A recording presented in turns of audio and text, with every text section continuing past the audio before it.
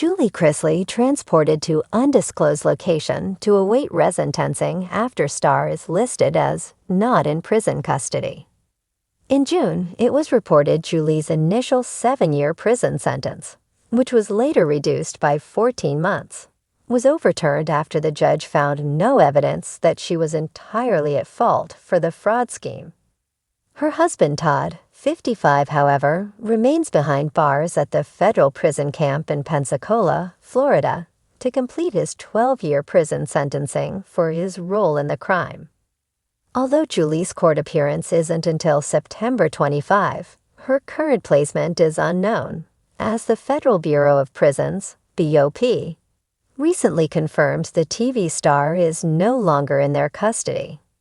This has led fans to wonder where the South Carolina native is as she awaits her resentencing. Julie's attorney, Jay Sargent, cleared the air on his client's whereabouts, telling the U.S. Sun exclusively that she was transported to another facility for her safety. Julie was transferred out of Lexington, Kentucky. She's scheduled to be in Atlanta, Georgia, on September 25, her attorney revealed, noting that it was standard protocol with public figures.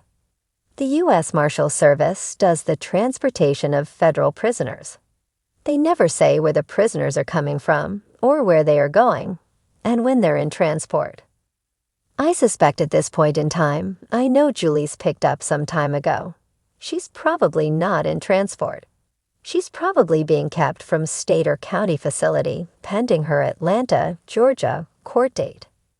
Julie's attorney added that the procedure ensures the reality star's safety and that the location is likely not far from Atlanta.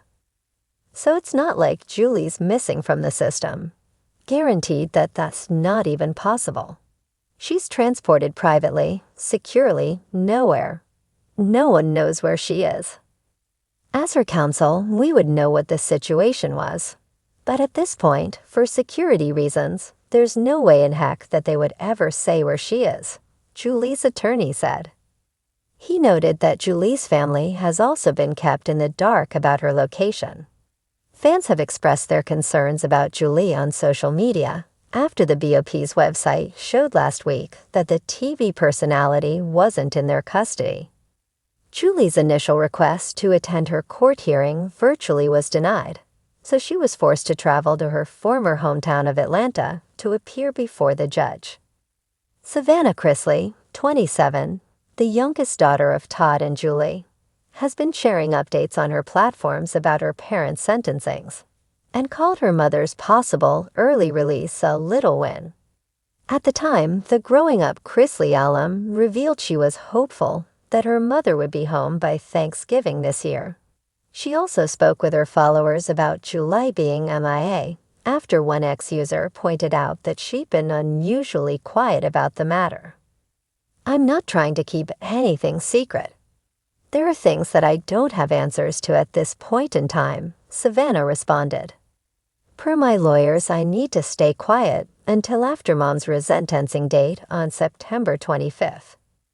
Trust me, so much I want to say. Thank you for loving and supporting us," the Unlocked podcast host added. Todd and Julie are also parents of Chase, 28, and Grayson, 18. Additionally, the Chrisley patriarch is a father to Kyle, 33, and Lindsay, 34, and a grandfather to Kyle's daughter Chloe, 11, who is under Savannah's care. Julie Chrisley was used to life changing overnight, but this was something else entirely. One moment, she was in her cell at FMC Lexington, counting the days until resentencing. The next, she was being pulled from her cot in the dead of night, shackled and hustled into an unmarked van by officers who refused to answer any of her questions.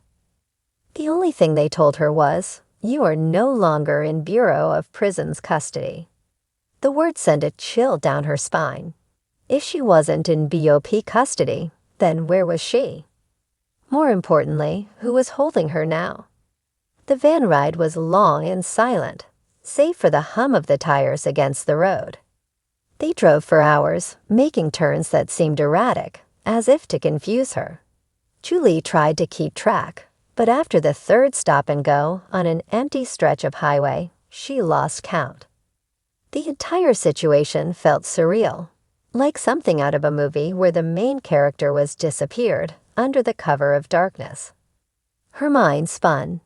Had Todd gotten word of this? Was her family aware?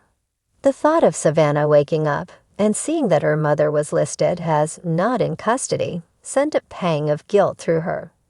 She had barely been able to hold things together in prison, but at least she had known where she stood. Now she was floating in limbo. Finally, the van slowed, then turned sharply onto what felt like a gravel road. A few minutes later, it stopped completely. Julie heard the crunch of boots outside before the doors swung open, and she was roughly pulled out into the night air. She took in her surroundings. A dimly lit compound with a single, looming building in front of her. It wasn't a prison, at least not in the traditional sense.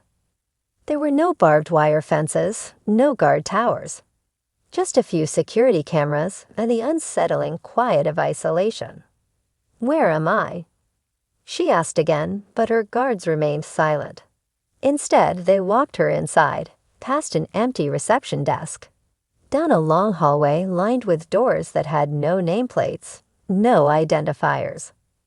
Finally, they stopped at one and unlocked it. The door swung open, revealing a small but clean room. A bed, a nightstand, and a chair.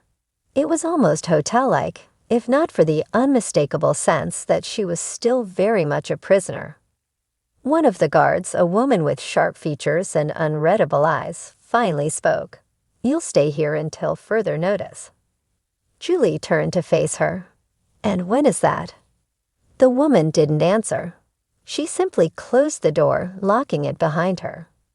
Julie exhaled sharply, looking around. There was no clock, no window, nothing to tell her where she was or what time it was. The only sound was the faint hum of air conditioning, the only light a single overhead fixture that cast harsh shadows on the walls. She sat on the bed, her mind racing. Was this a federal holding facility? A government safe house? Something worse. Had they decided to move her without telling her lawyers? Without telling Todd? It didn't make sense. Then another, darker thought crossed her mind. What if this wasn't about the Bureau of Prisons at all? What if this was something bigger? Julie had spent months surrounded by women who whispered about corruption, about people who had gone missing from the system without a trace. She had always dismissed those stories as paranoia. But now, sitting in an unknown room in an unknown place, she wasn't so sure. With no answers and no idea of what awaited her, all she could do was wait. Meanwhile, the outside world was in chaos. News broke early in the morning. Julie Chrisley was no longer in prison custody. There was no record of a transfer, no indication of where she had been moved. A clerical error, a secret deal. Speculation ran wild. Savannah Chrisley, never one to hold back, took to social media immediately. "My mother is missing. We have no idea where she is. They won't tell us anything. What kind of system is this?" Her post went viral within minutes, sending fans and news outlets into a frenzy. Todd's lawyer issued a statement claiming they had received no official word from the Bureau of Prisons. Rumors swirled. Had Julie been granted an early release in secret? Had she been moved due to safety concerns? Or was this something far more sinister? Former inmates from the facility came forward with their own stories, alleging that transfers like this were rare but not unheard of. "If they want you off the grid, you're off the grid," one anonymous source claimed in an interview. Inside her mysterious new prison, Julie could only imagine the firestorm happening beyond these walls. She thought of Todd, of her kids, of the life she had once lived. Would she ever see them again? Was this just another step toward resentencing, or something much worse? She didn't know, and the silence was deafening.